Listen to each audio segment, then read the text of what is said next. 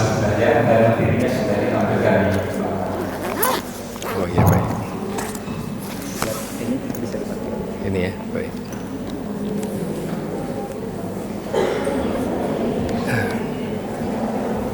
Assalamualaikum warahmatullahi wabarakatuh.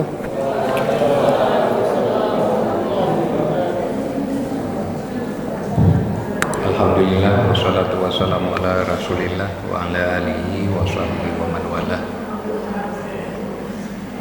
Pertama-tama kita panjatkan puji syukur kita kehadirat Allah Subhanahu wa taala karena di siang sore bisa berkumpul di ruang ini dalam rangka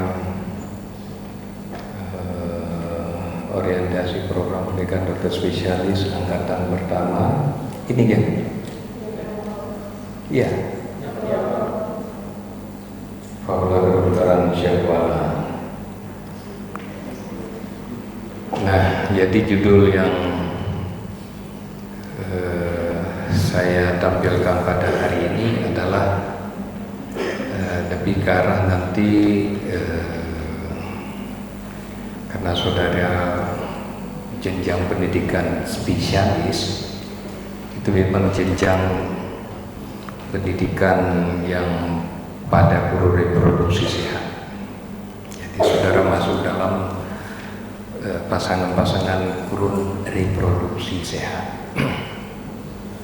Tentu kurun reproduksi sehat ini Anda nanti akan bereproduksi, akan bereproduksi, laki cari perempuan, perempuan cari pasangannya laki-laki. Jangan sebaliknya, laki-laki cari pasangan laki-laki atau perempuan cari pasangan perempuan. Nah, itu tidak benar ya. Jadi untuk bisa bereproduksi pasangannya laki perempuan. Nah, persoalannya boleh enggak bereproduksi selama menempuh pendidikan dokter spesialis ini? Boleh enggak? Ya? Boleh. Boleh. Ada yang bilang enggak boleh? Coba tunjuk tangan. Ada enggak yang bilang tidak boleh? Tergantung pada program studi mana yang mereka ambil ya. Ini semua spesialis ya. Ada nggak program studi pada semester 1-2 belum dibenarkan untuk bereproduksi? Ada nggak? Ada.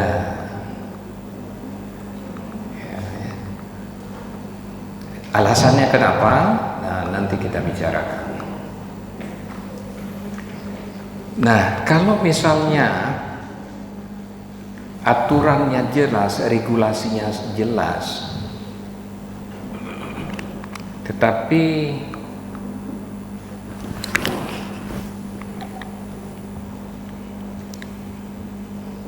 tidak bisa kita bereproduksi, itu bagaimana? Regulasi jelas, semua itu jelas, tidak bisa kita bereproduksi. Padahal kebutuhan biologis untuk bereproduksi itu alami, hadir dia. Ya, kebutuhan itu hadir. Jadi mulai dari usia-usia 20 ke atas sampai 30 itu adalah usia-usia sehat ya. Puncaknya itu di usia 25-26. Nah, itu puncaknya di situ. Ya.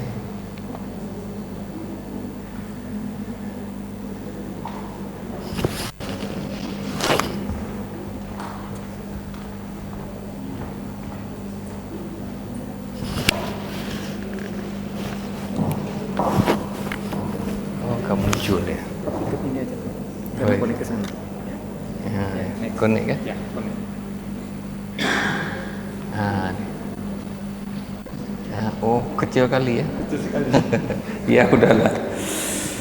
Pointernya nggak connect ini ke sana. Pointernya. Oh terang. Enggak poin. Iya. Terlalu terang. Betul terang bisa ya. Nah di sini. Nah ini. Oke. Jadi kembali lagi ke ini aja dulu ya. Nah di sini. Jadi guru reproduksi sehatnya kan di usia, puncaknya kan di usia 26 nih. Sekarang usia saudara berapa ya? 25, 26 ya? Ada yang 30. Yang 26 siapa? Tunjuk tangan sekarang. Wah, lagi mana lagi? Yang 26. Yang sebelah sini 26, 20, 25, 30. Nah, 30 berarti berada di sini kan? Nah, berada di 30 usia ini.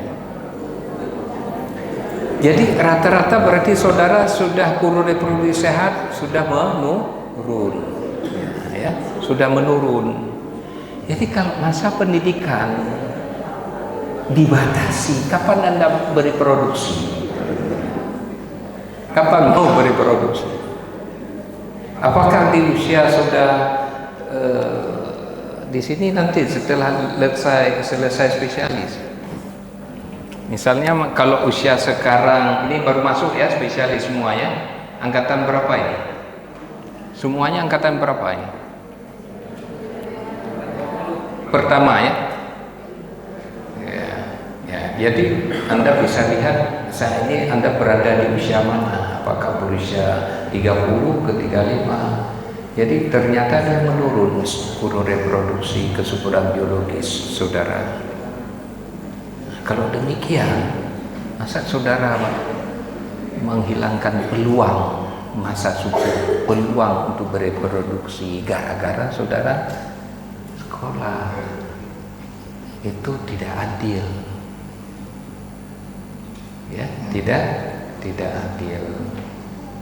Jadi bioetik di dalam pendidikan itu ada yang disebut dengan justice, keadilan. Itu tidak adil dia. Nah, persoalannya di 27 dan 30 saat ini saudara sedang sekolah, ini terjadi konflik.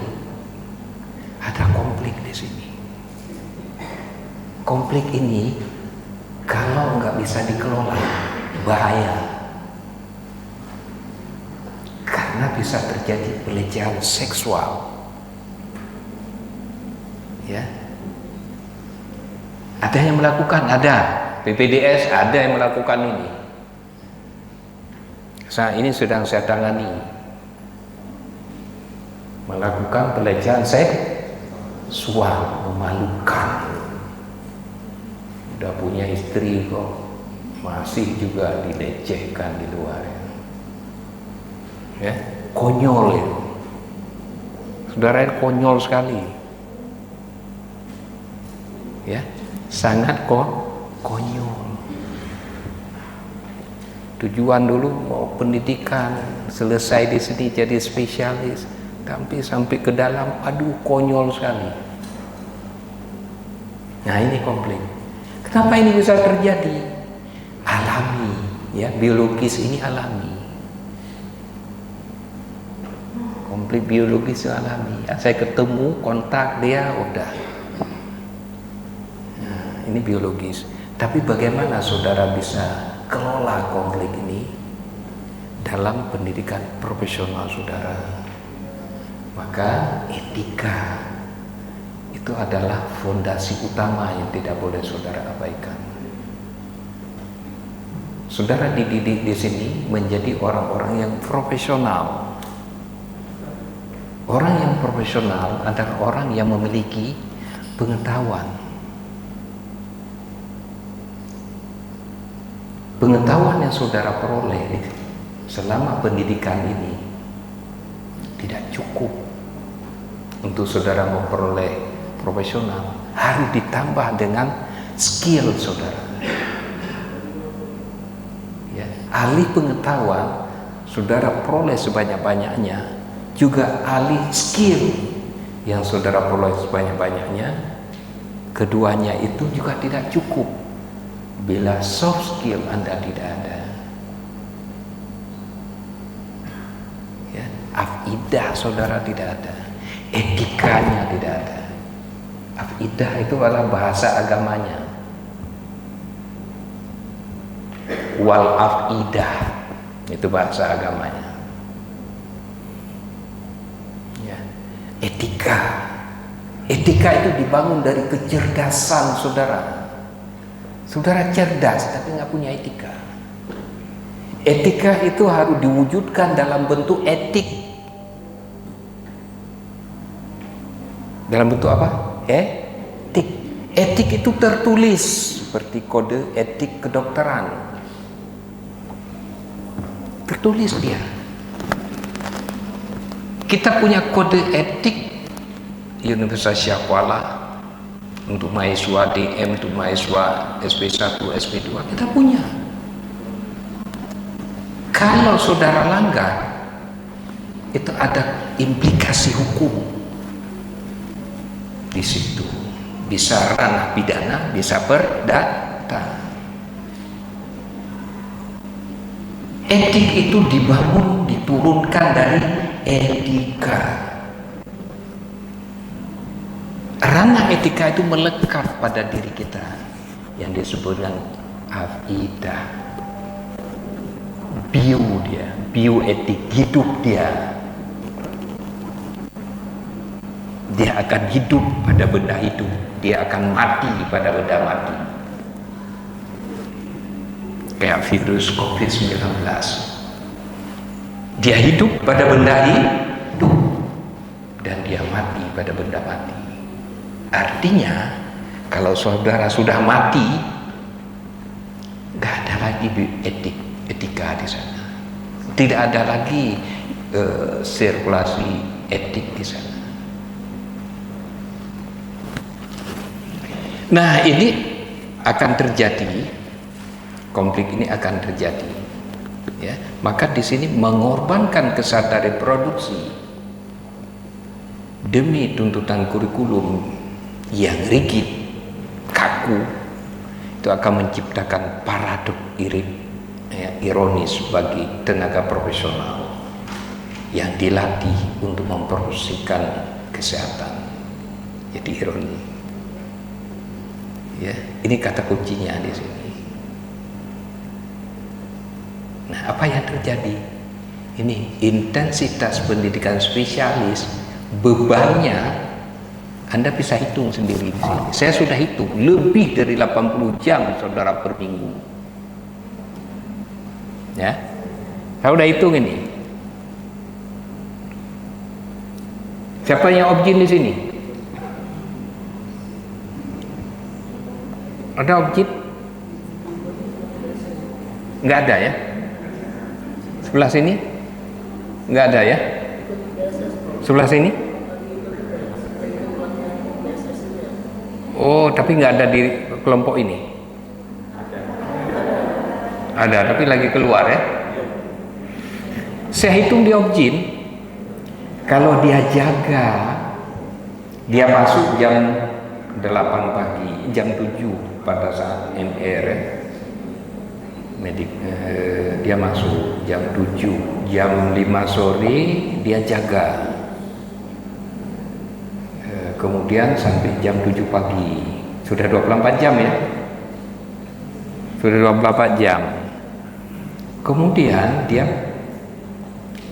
ikut lagi paginya sampai MR selesai jam 9. Selesai MR dia masuk ke stasiun. Ya. Sampai jam 5 sore. Berapa jam? 24 jam tambah berapa jam? Jam 7, dari jam 7 ke jam 5 sore. Jam 5 sore jam 17. Ya. 34 jam. Sudah 34 jam. Seminggu 3 kali dia jaga.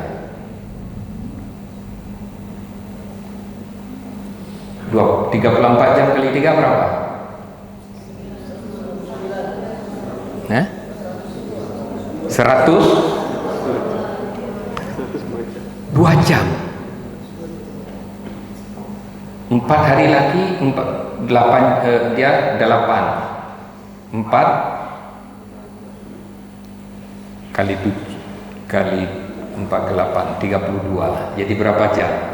100 Hah? Iya, 134 jam. Padahal nggak boleh lebih. Coba lihat, adil tidak pendidikan seperti itu? Ya? Saya tanya, adil tidak?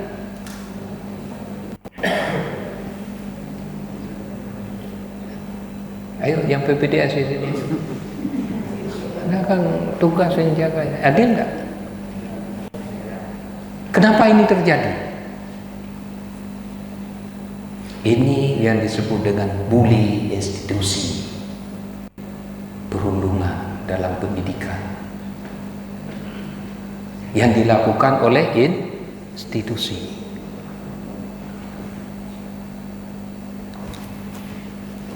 Paham ya? Nah, kalau saya keras ngomong dipecat nih. Oke. Sudah. Nah, kita lihat di sini. Ketegangan antara pendidikan spesialis dan kesehatan reproduksi. Ini resien usia 25-35 tahun, ini puncak reproduksi ini. Ini mengalami paradok dia. Ya, mengalami paradok. Di satu sisi di kesehatan masyarakat, di sisi lain adalah kesehatan diri sendiri. Maka kalau kita lihat di sini 56% prevalensi komplikasi sangat tinggi kalau dia melaksanakan kewajiban reproduksi. Ini tinggi ya. Kita bisa lihat di sini, dokter residen merupakan populasi yang sangat rentan, dia bilang, terhadap luaran kehamilan yang merugikan. Ya. Jadi kalau misalnya tadi 134 jam per minggu Anda sedang hamil, bayangkan. Saya nggak hamil aja sakit pinggang akibat nggak bisa tahan. Jalan saja sudah nggak bisa lagi sekarang. Akibat waktu berdiri sampai 6 jam, posisinya salah, sakitnya sakit tulang belakang. Tuh. Pada saat saya berdiri nggak ada sakit sama sekali, tapi begitu udah saya keluar gini nggak bisa jalan. Dari sana ke sini udah susah saya jalan. Itu risiko yang kita hadapi. 38,9956% mencerminkan beban kerja yang ekstrim. Ya, beban kerja yang ekstrim. Nah, Mas ini siapa namanya? Di prodi mana? Ortopedi. Tulang belakang, ortopedi. Nah, bagaimana beban kerjanya di situ? Sudah masuk? Belum? Nah, tanya nanti pada senior, bagaimana? Apa sama seperti yang di Obgyn? Ini akan mempengaruhi fisiologi maternal secara agregat. Ya. Faktor risiko utama ini kelelahan kronis akibat paparan atau shift yang malam, jaga malam dipasang, stres psikososialnya dalam lingkungan pendidikan, belum lagi stres dengan kakak di atasmu. Paham ya? Ini belum masuk aja, Prof Rajidin udah nakut-nakuti ini. Lihat aja nanti, rasain sendiri nanti.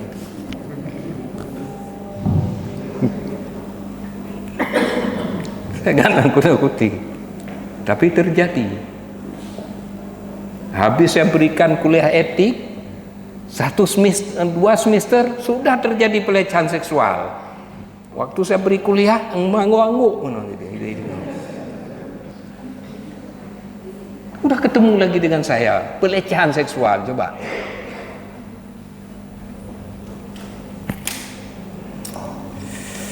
Komplikasi kita bisa lihat, ya, mereka yang melaksanakan reproduksi ini bisa melihat persalinan prematur. Ini sangat berkorelasi dengan jam kerja. Saya 3 tahun jadi ketua etik di Collegium of Jin.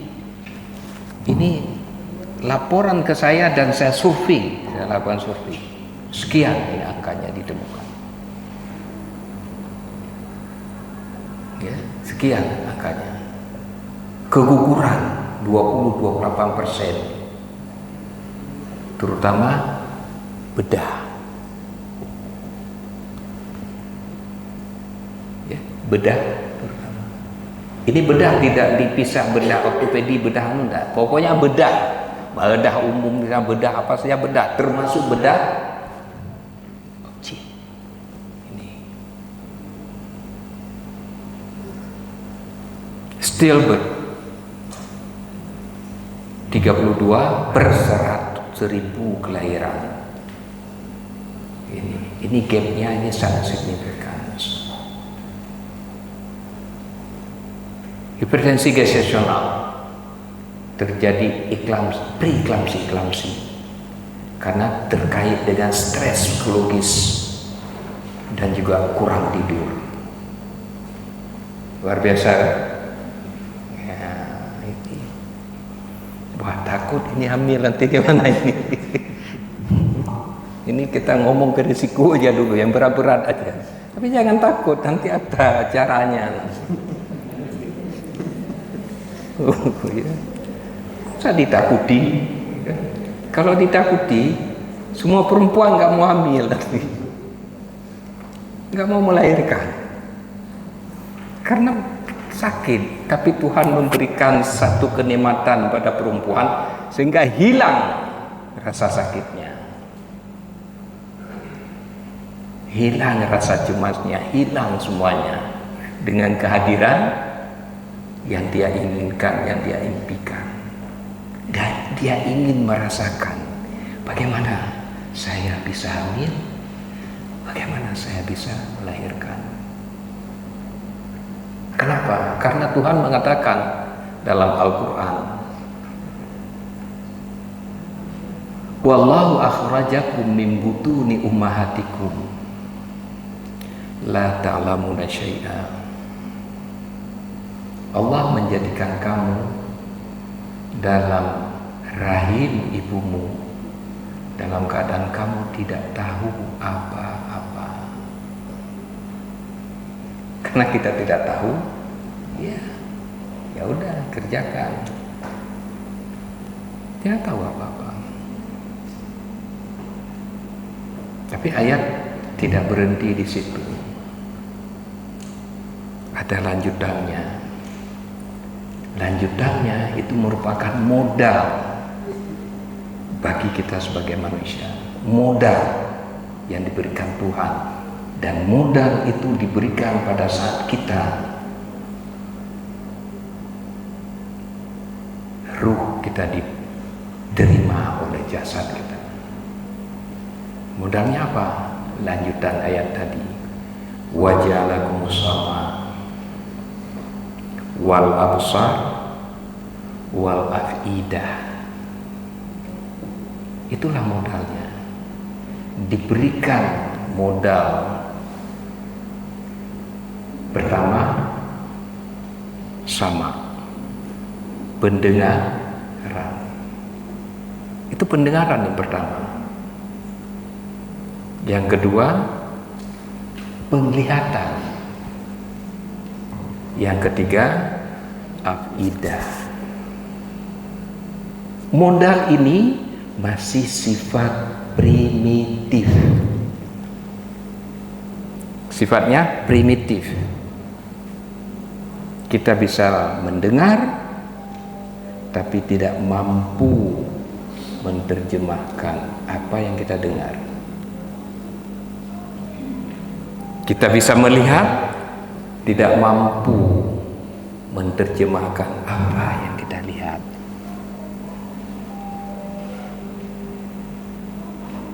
Kita punya akidah juga belum mampu mencerna tingkat kecerdasan kita. Belum. Tapi pada tingkat insting. Dan itu bisa dibuktikan. Tingkat insting itu bisa dibuktikan dengan cara berkomunikasi.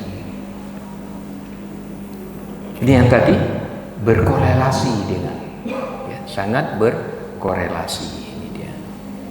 Prematur, keguguran, stillbirth, hipertensi, ini berkorelasi. 32% untuk wanita bagian bedah yang pegang bisu. Bagi residen yang lain lebih rendah, 32% dari populasi umum. Sehingga penundaan reproduksi memang berisiko tinggi. Ada prodi, ya, contoh obgyn, tidak diperkenalkan hamil pada semester 1 dan 2 karena tingkat paparan yang saya bilang tadi sangat tinggi. Jaganya 32 jam per minggu, 132 jam per minggu. Sudah di luar batas, 2 kali lipat. Kalau hamil bagaimana mereka? Nah, ada SOP-nya bila hamil. Dia mungkin dulu pernah yang dikeluarkan karena hamil pada semester pertama. Tapi bukan institusi keluarkan, dia sendiri yang keluar. Kenapa? Karena pada saat masuk dulu ada kontrak fakta integritas. Bila saya hamil, ya, fakta integritasnya ya, bila saya hamil, saya bersedia mengundurkan diri dengan sukarela. Coba. Institusinya bebas kan? Itu dia. Nah, setelah itu hamil tidak ada masalah. Semester ketiga hamil tidak ada masalah. Ada yang terjadi, ada. Ya. Ini dia ya. Jadi residen secara konsisten mengalami blind spot terhadap diri sendiri, melebihi peluang pembuahan alami di awal 30-an. Kemudian meremehkan eksponensialitas risiko guguran pada masa puncak reproduksi. Nah, ini dia. Itu kesenjangannya. Jadi persepsinya ada seperti itu. Sehingga kalau dia lihat lonjakannya di sini.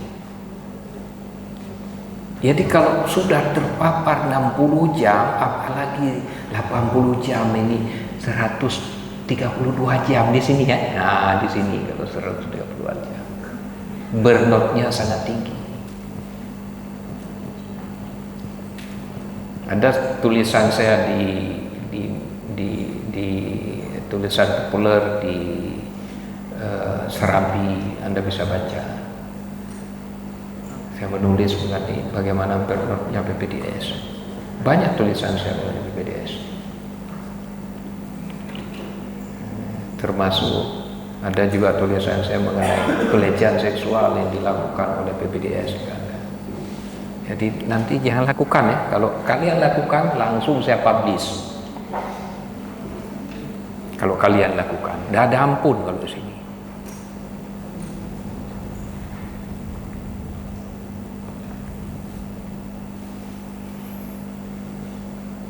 Jadi kalau kita lihat patologi kelemahan kronisnya, beban kerja ekstrim, ya, beban kerja ekstrim,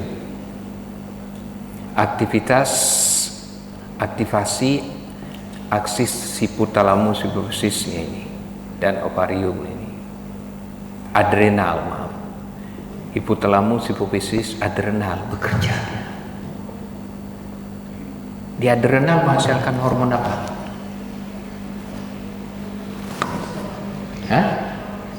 Kortisol, hormon stres. Tiap hari hormon stres yang dihasilkan, saudara. Bukan hormon gembira. Bukan hormon gembira. Tapi hormon celaka yang keluar. Hormon racun. Itu baru kortisol. Belum yang lain. Belum hormon-hormon lain yang menyebabkan gangguan di sini vasovaskular saudara, menjadi vasokonstriksi pembuluh darah saudara di uterus-plasenter. Jadi kalau terjadi vasokonstriksi, hubungan uterus dengan plasenta kerut begini, apa yang terjadi? Pertumbuhan janin menjadi retraksi atau retraksi gitu. Begini dia. Karena dipolakan oleh dirimu sendiri, akibat tidak dikelola dengan baik tadi. Hasilnya apa? Hambatan aliran darah ke janin, hambatan nutrisi ke janin, memicu persalinan, memicu pertumbuhan janin intrauterine retardasi, memicu persalinan prematur. Ini risiko.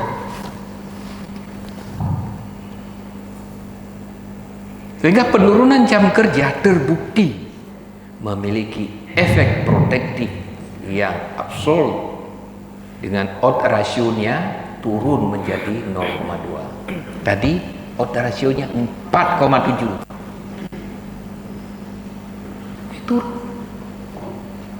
Makanya di tempat lain tidak lagi dibuat jam kerja seperti pada saat saya dulu bekerja. Dulu di Obgyn hanya dokter laki-laki yang boleh masuk, perempuan dikasih masuk. Karena ini saya PPDS di Undip, nggak ada dokter perempuan PPDS-nya, hanya ada laki-laki. Saya tanya kenapa? Karena ini ada 1-2 10% mengalami ini. Hai, jaga seminggu, si urop nggak ada waktu tidur, nggak ada waktu habis jaga, besok jaga lagi. Nggak sempat belajar, nggak sempat apapun. Dulu, kini lain. Karena dampak seperti ini, sekarang nggak boleh lagi seperti ini. Tidak boleh. Hanya dibenarkan per minggu 80 jam. Jadi kalau ada nanti prodi-prodi yang buat seperti itu jelas perundungan. Saudara bisa lapor. Ya. Kalau langsung saudara lapor ke menteri, habis itu institusi. Tapi jangan langsung ke menteri, lapor sama saya aja di sini. Kita selesaikan nanti. Enak, ya.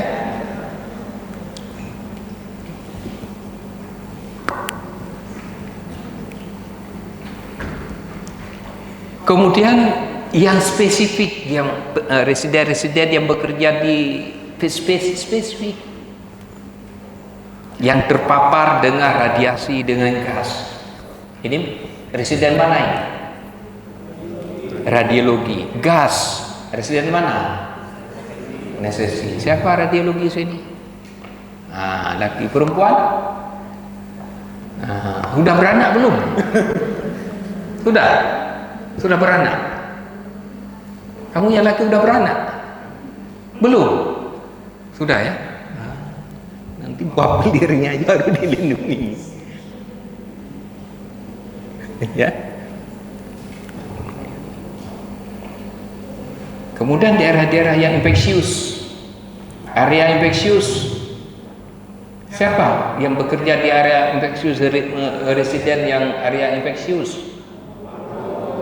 Paru, mana lagi? Mikrobiologi, mana lagi? Bagian-bagian yang kontak dengan tubuh. Aduh, bahasanya bagus ya. Tubuh. Lindir tubuh, lindir di mulut, di hidung, di hati. Lindir di vagina, vagina. Pinggir dalam. Objin. Ya. Pada saat saya residen dulu, vagina, habis kita susi, disuruh cium begini. Cium, dia bilang. Coba, suruh cium. Itu apa itu suruh cium?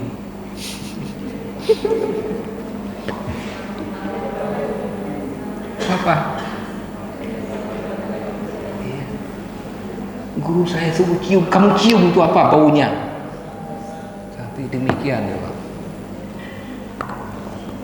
Ya.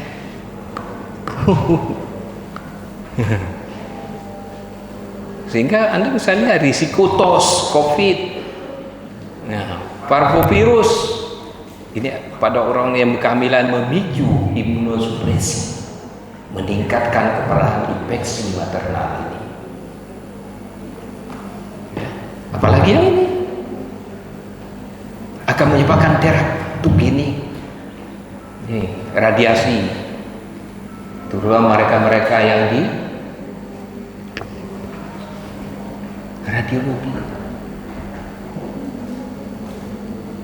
Saya sudah mengalami, saya bilang aja, Objin kami memasang radium pada wanita-wanita yang sia serviks. Memasang radium coba.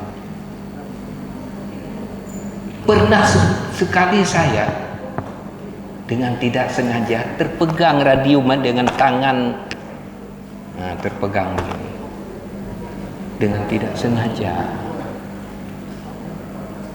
Berapa yang kontak radiasi kepada saya? Kalau radium, batang radium kita pegang itu. Beruntung kita di sini tidak ada. Tempat saya dulu pendidikan ada. Ya.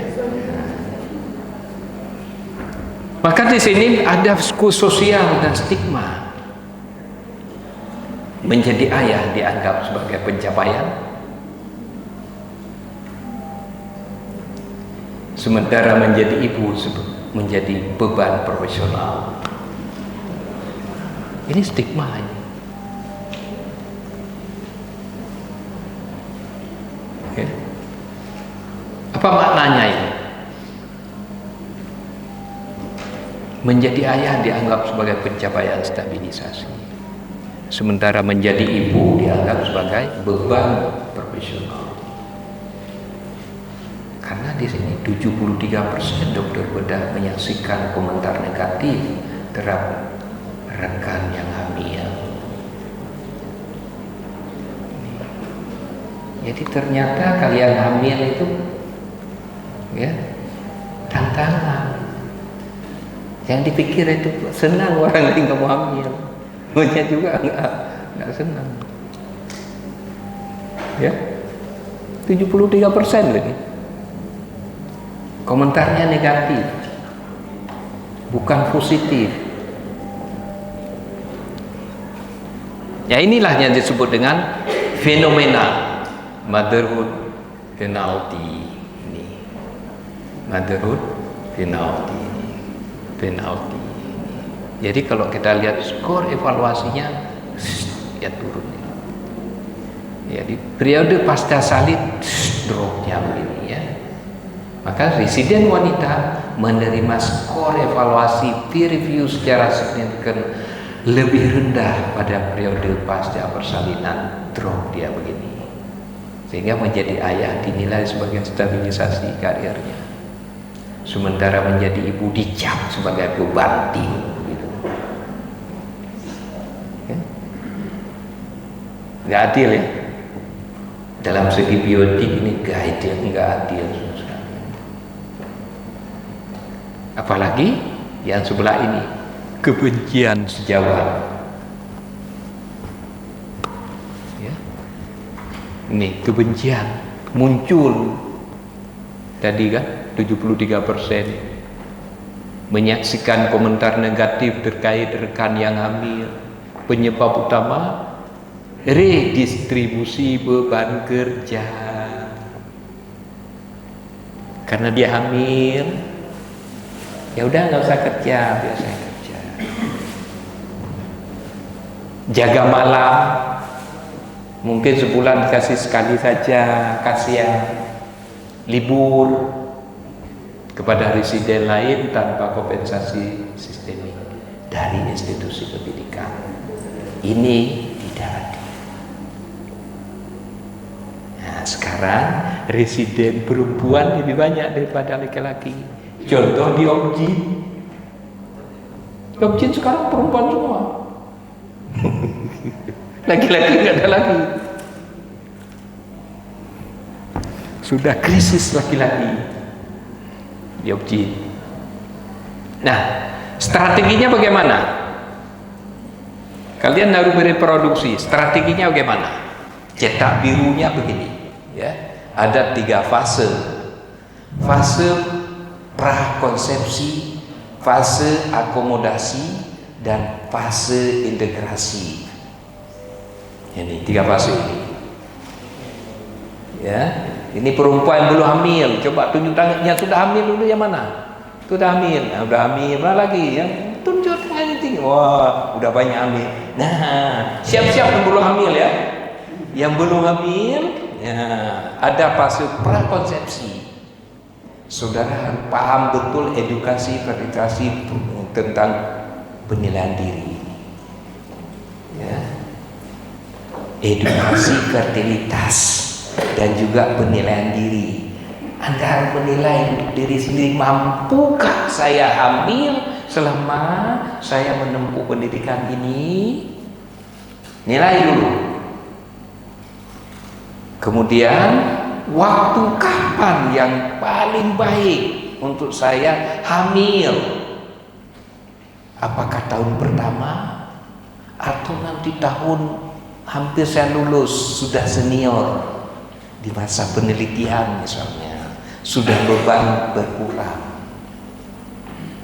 Nah, ini prakonsepsi. Ya, kalau ini sudah saudara mapping, sudah ada cetak biru di sini. Nah, kalau demikian, usia saya sekarang sudah 35, bagaimana? Oh, enggak apa-apa, nanti saya datang ke Prof. Rajudin supaya OSIS saya dibekukan. Silakan. Saya ambil nanti OSIS, saya simpan, saya bekukan. Bisa saya kerjakan. Ya. Nah, sudah saya kerjakan enggak banyak. Ya. Ini pembukuan OSIS untuk program residensi jangka panjang. Tapi nggak usah mikir ke sana karena itu mahal ya. Nggak usah pikir ke sana. Tapi bagi yang usia-usia sudah tua, guru reproduksinya sudah 35 ke atas, ini menjadi solusi prakonsepsi. Fase kedua, modifikasi beban kerja. Modifikasi. Anda berhak protes pada program studi. Loh, ini ya pendidikan kan tidak boleh lebih dari 80 jam per minggu. Kenapa ini jadi 132 jam? Lapor.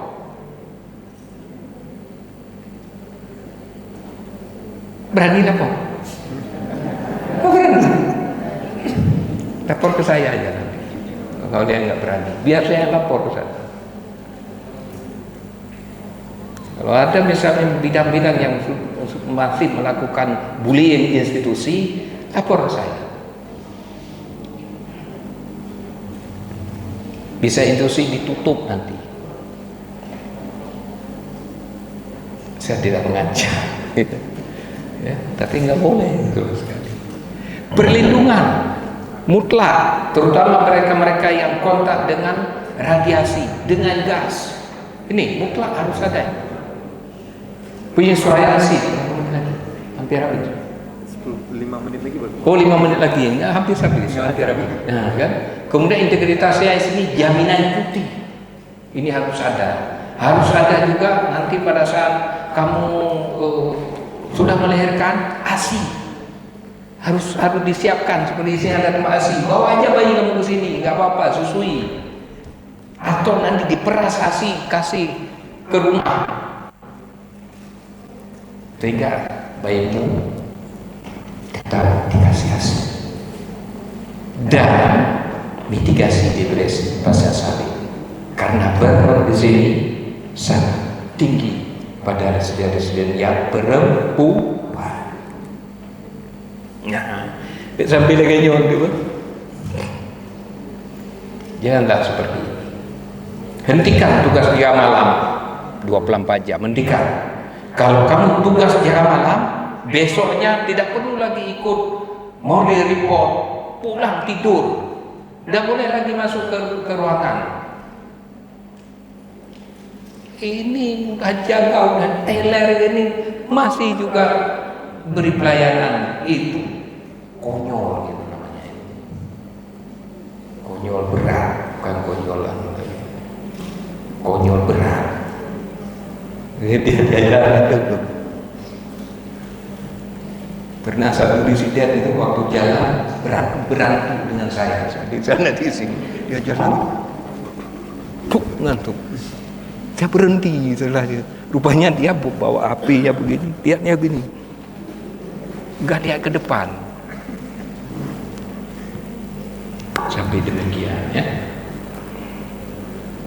Nah, fokusnya proteksi ini yang tadi. Nah, sehingga regulasinya ada jelas ya. Cuti melahirkan, hak upah. Ada dikasih upah enggak kamu sekarang? Enggak ada ya? Nanti ada upah. Menteri Kesehatan udah bilang BPJS dikasih upah nanti. Dia yang bilang bukan saya. Dia yang bilang. Karena ada tantangan di sini, harmonisasi SOP-nya beda. Anda dari universitas, hospital base, university base, tapi pendidikan hospital base. Ya, ini mahasiswa kedokteran FK, USK ya. Ya. University base, ditempatkan 100% hospital base. Nah, ini bisa puas. Jangan dikasih duit, ia semoga kayak gitu. Ya. Dulu saya dikasih telur, dikasih susu.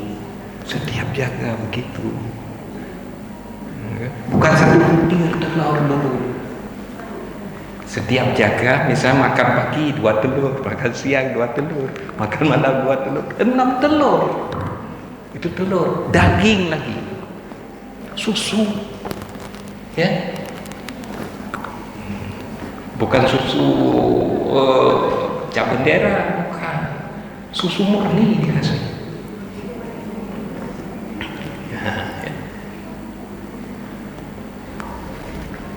Logistik atasi ini yang tadi, mitigasi seperti ini. Nah, pendidikan dokter spesialis bukan penghalang untuk saudara bereproduksi, karena itu hak reproduksi. Nah, sekarang persiapkan diri saudara yang optimal selama residen, jangan sampai lemah, karena mereproduksi ini merupakan investasi masa depan saudara menjadi generasi emas 2045. Kalau sekarang hamil 2045, anak saudara umurnya berapa? 20 tahun. Ya, 20 tahun kan? Hamil aja sekarang. Ya. Yang belum kawin mana? Yang belum nikah siapa? Ada. Oh, segera menikah. Nah, ini belum menikah ini. Langsung menikah. Kalau enggak dia pelecehan seksual nanti.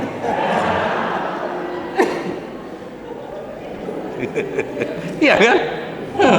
Karena itu faktor biologis. Oke, saya kira demikian ya, sehingga kita harus ada transportasi budaya medis dari tahan banting menuju kesejahteraan yang berkelanjutan. Terima kasih. Assalamualaikum warahmatullahi wabarakatuh. Baik, teman-teman sekalian, ini adalah sesi terakhir kita hari ini. Kita akan ketemu lagi besok pagi di jam 8. Terima kasih Prof. Dari dan teman-teman silakan setelah ini kita coba ketemu lagi besok. Assalamualaikum warahmatullahi wabarakatuh. Waalaikumsalam.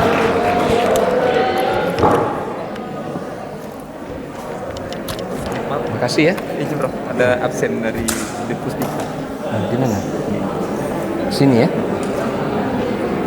Oke. Satu lagi pak. Disediakan